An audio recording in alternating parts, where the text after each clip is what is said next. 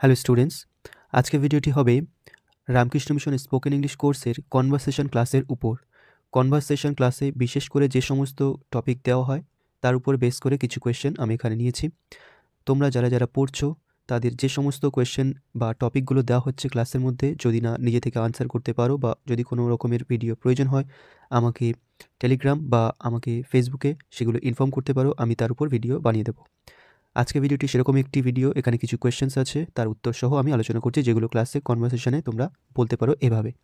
প্রথমে আছে, এগুলো বিশেষ করে বিগিনার্স বা ইন্টারমিডিয়েটে থাকে কোয়েশ্চেন করা। আমরা সারাদিনে কথাবার্তা বা কনভারসেশন যেটা করে থাকি তাতে দুটো কাজই হয়, একটা হচ্ছে প্রশ্ন করা আর একটা উত্তর দেওয়া, কোয়েশ্চেনিং অ্যান্ড আনসারিং। তাই কোয়েশ্চেন করতে শেখাটা ভালোভাবে কনভারসেশনের একটা গুরুত্বপূর্ণ part.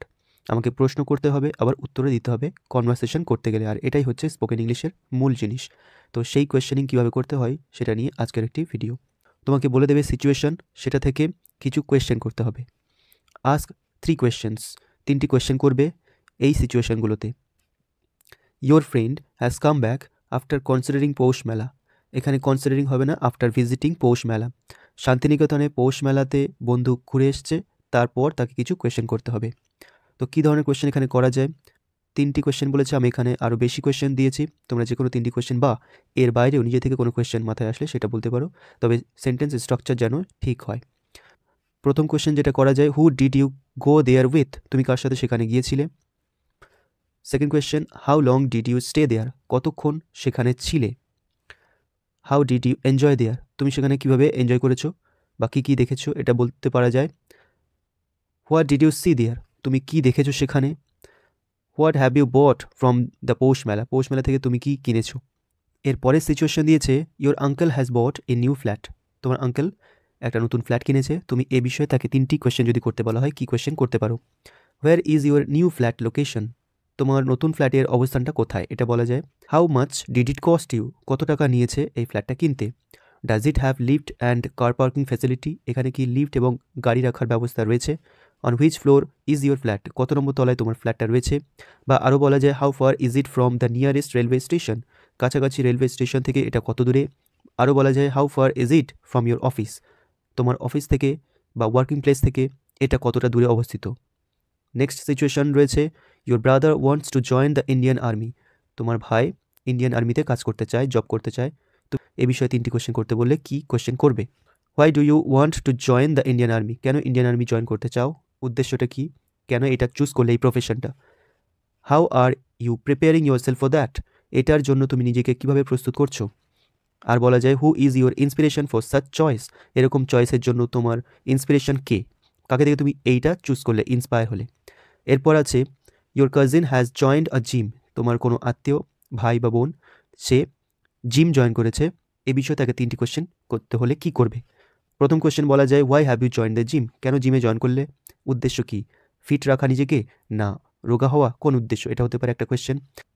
Next question, how long do you work out there? সেখানে কতটা সময় তুমি এক্সারসাইজ বা ওয়ার্কআউট করো? নেক্সট আছে, how much did you pay for taking the membership? সেখানে মেম্বারশিপ নেওয়ার জন্য কত টাকা তুমি পে করেছো? How many days do you go there? কতগুলো দিন তুমি সেখানে যাও, অর্থাৎ সপ্তাহে বা মাসে কতগুলো দিন তুমি যাও? এর বাইরেও অনেক কোয়েশ্চেন করা যায়, 3টি করে বলেছে, তোমরা যে কোনো 3টি কোয়েশ্চেন করতে পারো।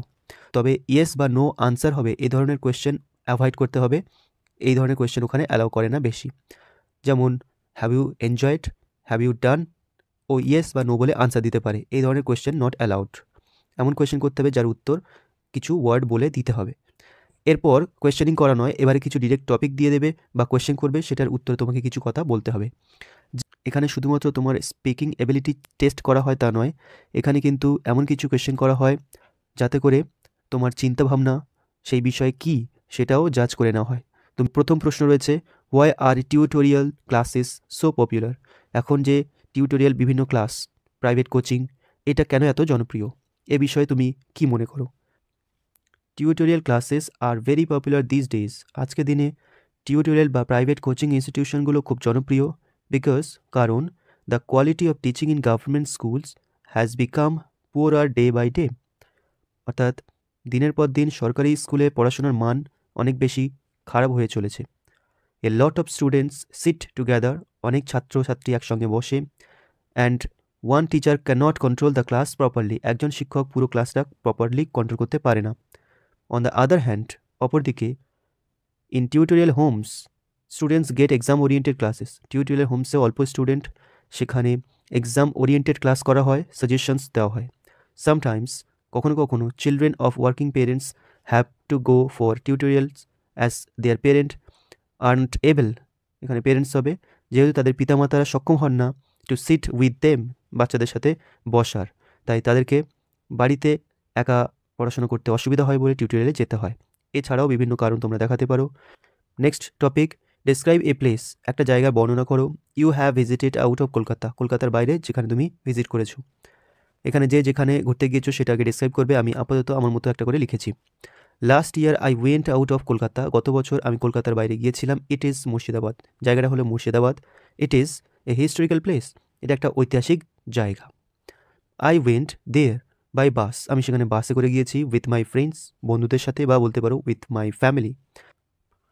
We stayed there in a hotel, আমরা সেখানে একটা হোটেলে ছিলাম। এখানে উই লিভড বললে ভুল হবে, উই লিভ মানে পার্মানেন্টলি বাস করা, আর স্টে মানে সেখানে গিয়ে কিছুটা সময়ের জন্য ছিলাম, এটা বোঝাচ্ছে। ইট টুক আস 6 hours টু রিচ দেয়ার, 6 ঘন্টা লেগেছিল সেখানে পৌঁছাতে। I saw so many remains of the historical buildings, আমি সেখানে অনেক ঐতিহাসিক বিল্ডিংসের অবশেষ দেখেছিলাম, বা সেগুলো রয়েছে সেটা দেখেছিলাম। The Hazarduari, the house of thousand doors, হাজারটা দরজার যে ঘর বা হাজারদুয়ারি যেটা নামে পরিচিত, ইজ দ্য গ্রেটেস্ট অ্যাট্রাকশন, এটা হচ্ছে এখানকার সবচেয়ে বড় আকর্ষণীয় ব্যাপার। ইট ইজ অ্যামেজিং, এটা চমৎকার। I spend 2 hours inside the building watching the marvellous specimens of the then nawab, তখনকার নবাবের চমৎকার নিদর্শন সেই ঘরটার মধ্যে আমি দেখেছিলাম, 2 ঘন্টা সময় কাটিয়েছিলাম এর মধ্যে। বিসাইডস, এর পাশাপাশি, I visited the Motijheel park and many other beautiful places, Motijheel পার্কও দেখেছিলাম এবং অনেক বেশি সুন্দর সুন্দর জায়গা দেখেছিলাম। এছাড়াও তোমরা আরও অনেক কিছু অ্যাড করতে পারো, যেখানে গিয়েছো, রিভার সাইডে বা হিল স্টেশন যেখানে গিয়েছো, বা যে কোনো জায়গা হতে পারে। কী কী দেখেছো, কতটা সময় লেগেছিল সেখানে পৌঁছাতে, কীভাবে গিয়েছো, কার সাথে গিয়েছো, এই প্রত্যেকটা ডিটেলস নিয়ে একটা করে সেন্টেন্স বললে কনভারসেশন হয়ে যাবে। I hope you have been benefited through this video. If you want more on your own needs, do like and also comment on which topic you need videos, and subscribe to my channel to grow my channel. Thank you so much.